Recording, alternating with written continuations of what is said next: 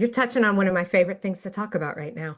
So, in the writing world, you have these things called comps, comparative titles. Now, librarians call them read-alikes, right? But it's exactly what you're talking about right now. I want to write this book, and it's very much like X, right?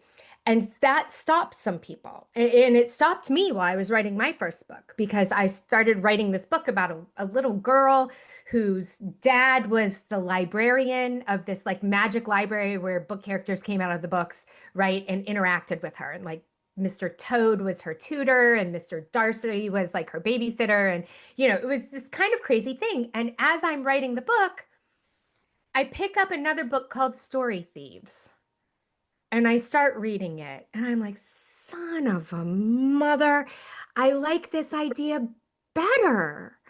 And Jenny Nash, who was my book coach at the time, was like, whoa, whoa, whoa, brakes on that, baby.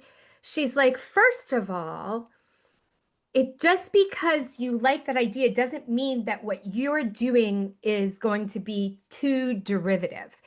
Every story out there has probably already been written at some point.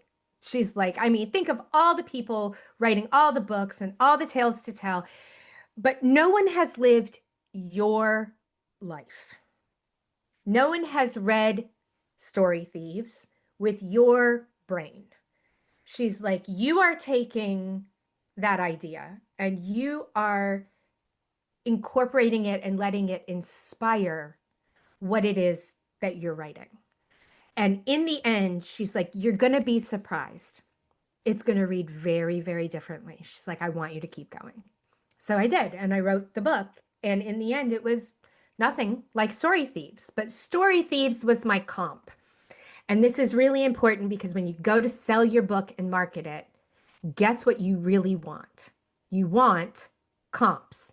You don't want to be that book that no one else has ever written anything like it ever in the history of man, because guess what? That's hard as hell to sell.